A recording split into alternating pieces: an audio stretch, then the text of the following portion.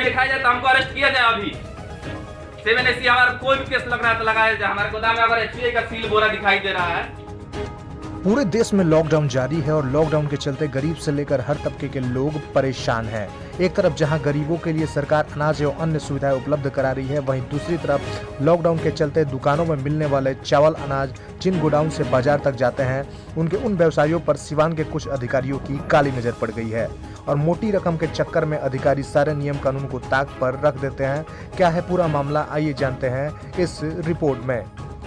अब व्यवसायियों को लीगल रूप से भी व्यवसाय चलाने के लिए अधिकारियों को देने पड़ेंगे मोटी रकम। ऐसा हम नहीं कह रहे हैं, बल्कि सिवान शहर के पास हुए 2 जगहों पर छापेमारी से परेशान व्यवसायी ये बात बता रहे हैं। अब आपको पूरा मामला समझाते हैं।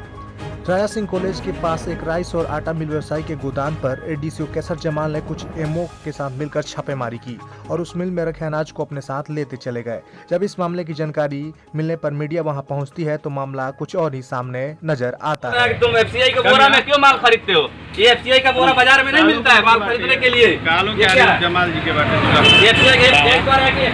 में क्यों माल खरीद रहे हो तू? ये तुम क्यों माल खरीद रहे हो? एफसीआई का बोरा में माल मत खरीदो। बोल रहा है कि ये मेरा मोबाइल ये सब हमारा आइटम ठीक है। ये देख लीजिए, इधर आ जाए। मिल व्यवसायी ने मीडिया से बताया कि उनका एफसीआई से कोई संबंध नहीं है, वो किसानों से अनाज खरीद कर बेचते हैं। उनका क्रय विक्रय सब सही है, इसके बावजूद उनके साथ ज्यादती की जा रही है। एडीएसओ केसर जमाल के द्वारा उनसे बोला गया कि आप मुझे महीना बांध दो और हर महीने पैसा दो। इसके साथ ही 1 लाख रुपए की मांग की गई। बदले में व्यवसायी से जबरन 60,000 रुपए लिए गए, लेकिन ज्यादा पैसों की मांग पर अड़े एडीसीओ केसर जमाल ने ऊपर के अधिकारियों द्वारा आदेश मिलने की बात करते हुए मिल पर छापेमारी कर दी। मिल सील करने के बजाय मिल में रखे लगभग 40 लाख के अनाज भी उठवा लिया और दूसरे जगह भेज दिया। वहीं दूसरा मामला इस मिल के लगभग 2 किलोमीटर आगे एक राइस और आटा मिल का है, जो सिवान आंध्र मुख्य मार्ग पर सोलनेपुर मोड़ के पास का है। आपको बता दें कि मिल व्यवसायी के यहाँ वही एडीसीओ केसर जमाल के नेतृत्व में छापेमारी की जाती है। इसकी सूचना तुरंत मीडिया को मिलती है। जब मीडिया वहां पहुंचती है, जनाब केसर जमाल वहां से अपनी गाड़ी में बैठकर निकल पड़ते हैं। जब मिल व्यवसायी से बात की गई, उन्होंने बताया कि केसर जमाल के द्वारा 2 लाख रुपए घूस की मांग की गई। जब इसका उन्होंने वीडियो बनाया तो उनका मोबाइल लेकर जबरन वीडियो डिलीट किया गया। व्यवसायी का कहना है कि उनका सारा हिसाब सही है, उनका एफसीआई से कोई संबंध नहीं है, फिर उनके यहाँ छापेमारी क्यों?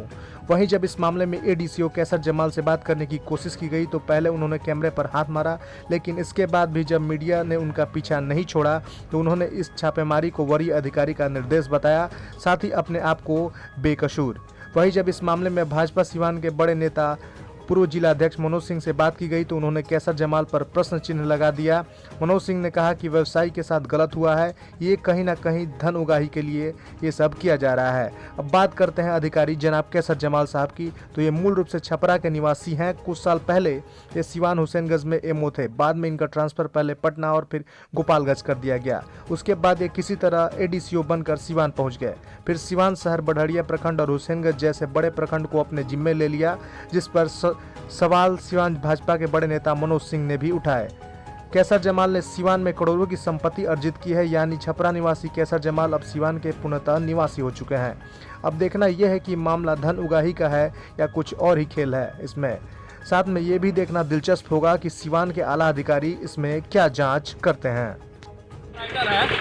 हमारा प्रोप्राइटर मिस्टर मनोज कुमार गुप्ता, हम अपने जीएसटी के दुकान पे अपना जो लाइसेंस दिया गया हमको सरकार की तरफ से, वो माल खरीदते हैं, बेचते हैं, परचेज सेल बिल रखते हैं। इसका रिटर्न कॉपी है, ऑडिट कॉपी है मेरे पास।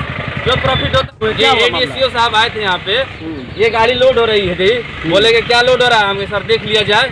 इन्होंने देख लिया, मोबाइल ले लिया। उसके बाद हम वीडियो बना रहा था, हमारा कोई रिश्तेदार वीडियो बना रहा था, वो मोबाइल इन्होंने छीन लिया। ठीक है, वो मोबाइल इन्होंने छीन लिया। हमारा मोबाइल रिकॉर्ड था, उसमें ये मांग रहे थे पैसा।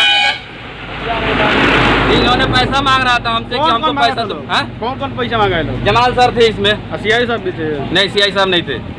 जमाल सर पैसा मांग रहे थे, उस मोबाइल में रिकॉर्ड हो रहा था। वो मोबाइल उन्होंने छीन के कितने पैसा की डिमांड किया? 2 लाख रुपए की। कौन किया था 2 लाख का डिमांड? जमाल सर।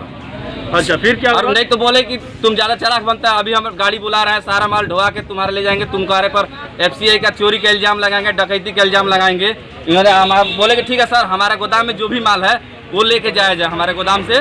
जो भी है हमारे गोदाम में जो भी जिन्स है, जो भी आइटम है जो हमारे जीएसटी के अंतर्गत हम खरीदे हैं, उसको हमारे गोदाम से बाइज्जत वजन तौल के बोरा वीडियो रिकॉर्डिंग करके हमारा ले जाया जाए सामान, हमारे दुकान का लाइसेंस देके ले जाया जाए।